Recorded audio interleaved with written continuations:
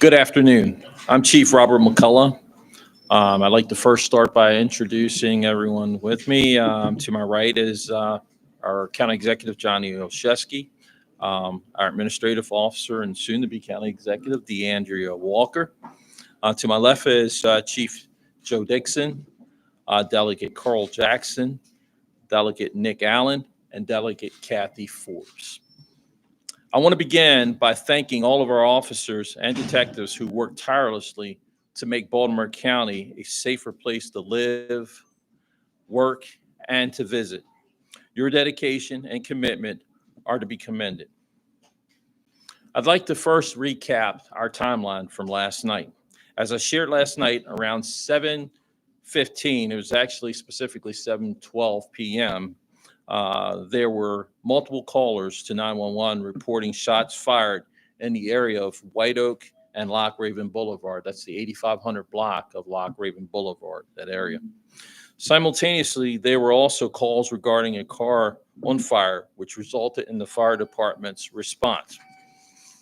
Upon arrival, officers found a vehicle fully engulfed in flames and several individuals suffering from apparent gunshot wounds. One person located near the vehicle was pronounced deceased on the scene. 9 other people were located outside the vehicle, the majority suffering from gunshot wounds. At this time, detectives believe that all 10 individuals were inside the vehicle at the time of the shooting and the subsequent crash. One of the 10 victims was pronounced deceased on the scene. 8 people suffered from gunshot wounds. The injuries sustained by the 10th victim do not appear to be associated with the gunshot wound. All 9 victims were transported to trauma centers here locally. At this time, one of the 9 victims has been released. The victims are between the ages of 14 and 27 years of age. 2 of the injured are females. The deceased has been identified as 26-year-old Charles Graham Jr. of Baltimore City. A breakdown of their ages has been emailed out and posted online. At this time, the search for those responsible continues. Last night, there was a question about the Blessing homicide and the funeral. The Andrew Blessing homicide occurred not far from yesterday's shooting, and it's an ongoing investigation. At this point, nothing has been ruled out. We are taking a look at all serious crimes that have occurred in that area. There was also a question about retaliation. Right now, we're taking and considering the whole situation in terms of retaliation and dealing with that. We will have additional marked patrol units, our Eastern Community Action Team officers, our outreach officers, and our other detectives and undercover capacity personnel working in that area. The Maryland State Police has also reached out as well, and we have requested additional patrol presence from troopers from the Golden Ring Barrack. Our message to our homeowners: we are here for you. Some of the resources that have been deployed will be easy to spot. Others won't be, and that's by design. We will have our resources out there in the community continuously working.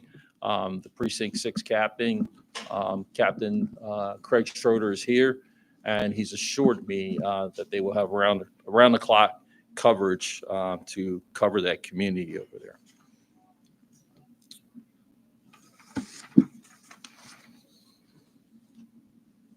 As I mentioned last night, we do not believe this was a random act of violence. While the individual or individuals responsible have not been apprehended yet, we remain vigilant and additional resources have been deployed. I would urge everyone to be vigilant. If you see something, please call 911. If you have additional information about this crime, we're asking you to call 410-887-4636. That's 410-887-INFO.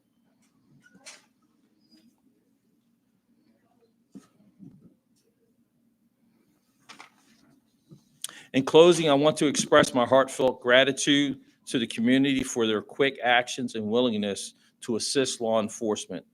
I want to assure all Baltimore County residents that the safety and security of our communities remains the department's top priority. And incidents of violence will not be tolerated or normalized in Baltimore County. In closing, I want to thank our local, state, and federal partners who have reached out to offer support. Next up will be our Fire Chief, Joe Dixon. Chief. Good afternoon. As mentioned, I'm Joe Dixon, Fire Chief of Baltimore County Fire Department. And what I want to say first of all is that I'm very proud of our responders, all of our responders, but the members of Baltimore County Fire Department and their ability to quickly pivot from fire suppression to life-saving efforts when confronted with a complex incident. As mentioned by our police chief, there was a vehicle on its side into a building on fire, and they still had to render care with a concern about scene safety. So their decision-making and quick actions were integral to successful mitigation of that scene. The establishment of command, the implementation of a plan, and then the execution of that plan. And then the seamless transport of, as mentioned, 9 individuals to our surrounding shock trauma facilities. This is something that we're very proud of, the coordination between our departments. We also want to thank, because during this time, we had to, after the scene died down, take care of our members, our personnel, because this type of scene not only affects our community, which our heart goes out to, but it affects our personnel. So our local Chick-fil-A, they stayed open. So I want to say thank you to them, because that allowed us to debrief and to give the needed care internally to our members. So thank you to our community. Next year, we have a Stop the Bleed campaign that's coming up that we want our community to certainly come out. It's going to be in conjunction with shock trauma. So we'll have more information on that on our website and on all our social media, along with other courses where you can learn life-saving CPR and first aid. Thank you very much. And next up, we're going to have our county executive, Johnny Olszewski. Thank you.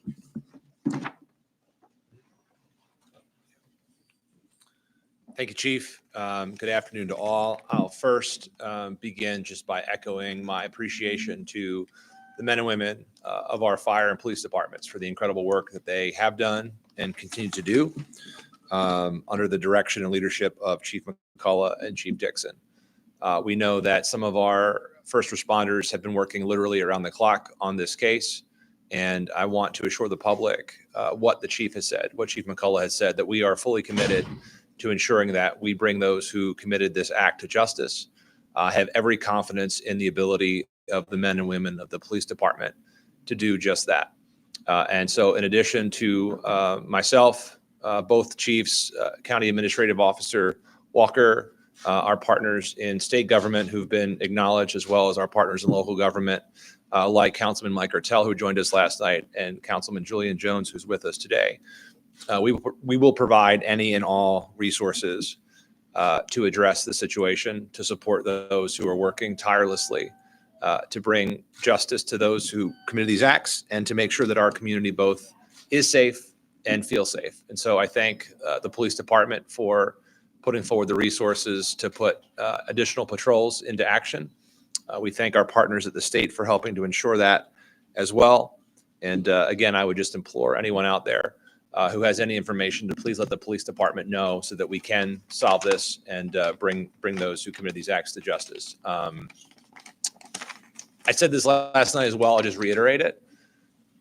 These acts are shocking and completely out of character for what happens and how we expect our communities to be safe in Baltimore County.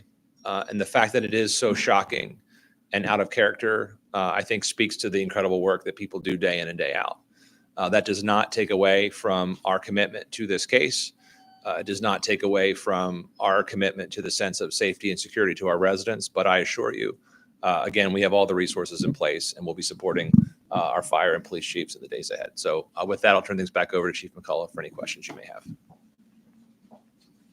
Well, there is a video that has been released from one of the nearby businesses that showed after the car ran into the building and caught fire, and some of the fire erupted, 3 people looked like they got into another vehicle and then drove off. Are you looking for 3 suspects right now? Do you have any idea who they are, or any of those individuals included in the 10 individuals that I were hurt? Right now, our investigators are looking at all leads and all information in this case. So they're working to track down that type of information right now. So you don't know who the suspects are at this time? We're working on the case, and I'm not able to talk about that at this time. Chief, you mentioned a couple of times that it's a targeted event. How do you come to that conclusion? And you said one person has been released. What are they or any other survivors telling police what happened? Well, at this time, of course, we always attempt to get the cooperation of anyone that's involved in the incident. Right now, we're working to get the cooperation of our victims and witnesses in this case. But going back to my original question, how do you know it was targeted? Right now, we have other indications, other things that we're not prepared to talk about at this time. But there's other parts of this investigation that tie together that we're working on. Chief, what kind of vehicle was that on fire? Right? That pulled 10 people. I'm not 100% sure, Fire Chief. Did we ever determine what type of vehicle that was? I know somebody said something to me that it was possibly a Dodge product, but I'm not 100% sure. It appeared to be an SUV. Where exactly did this incident start? From what we can tell from the physical evidence, that it started several blocks down White Oak, away from that intersection, and it appeared to proceed up White Oak towards Loch Raven and ended where the vehicle was resting. So it started in the residential area? Yes, it did. Was 10 people shot or 9 injured? With injured means they wasn't shot or they fell and hurt themselves. Was all victims were shot? Well, as I explained earlier, there was one person that was shot, was deceased. There appeared to be 8 other persons that were actually injured from gunshot wounds, and there was one individual that had some injuries, but right now it doesn't appear that that person suffered any gunshot wounds at all. Chief, you talked a lot about, I heard county exec say just yesterday about how these things don't happen, right? And you mentioned the potential connection of the homicides that happened recently. What do you say to those people who are lifelong residents of Towson, Parkville, this area, where they're not used to seeing it? How do you reassure them of safety in this community? Because you guys also, obviously, it's targeted, there's no threat to the public, but there are others that can say, well, we are all in this community together. What do you say to those folks? No. And what I'll say is that we know that this isn't normal for Towson, and these things don't normally happen. And we do our very best to prevent these things from happening. But when they do, we put all of our resources, all of our efforts into making sure that we address the incident itself, but also we put measures in place to make sure that we're protecting the community. Even last night, we had a detail that was just starting at the time of this that it happened. They were already assigned to specifically work that area based upon information and past incidents that we had already experienced in that community. Chief, can you tell us how many guns were used? At this time, we don't know exactly how many guns were used. We're still analyzing ballistic evidence and everything in this case. And to follow up, was there an exchange of gunfire, or was it all coming from one direction? Right now, investigators are still working to determine that. We're not prepared to talk about that at this time. There will be additional information when it's time to discuss that. We will come forth with that additional information for you. Sir?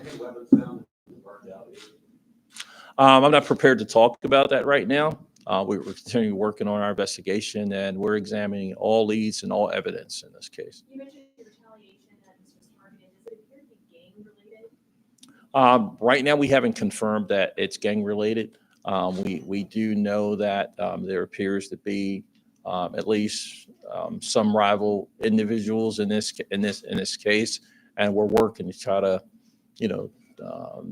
determine exactly what's going on here.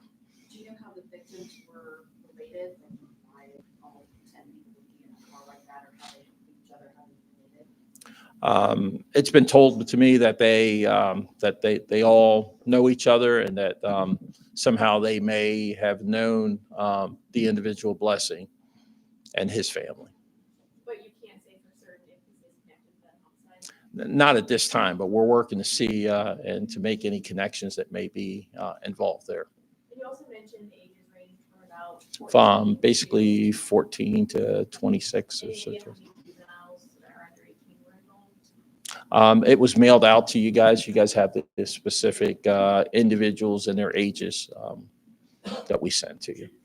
Quite an extensive crime scene. Could you help elaborate on both where this incident occurred and where victims and evidence were located throughout that area? And basically, you're talking about area, and I'm just estimating. I mean, you're talking about a 5 to 6 block area in that neighborhood.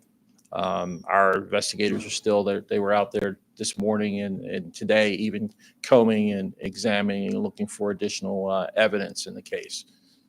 We'll take one more question. Do you know who owns the vehicle? Not at this time. We're right now still, doing, our crime lab is examining that vehicle right now and going across it for evidentiary value. Thank you, everyone. Thank you all. Thank you, boss.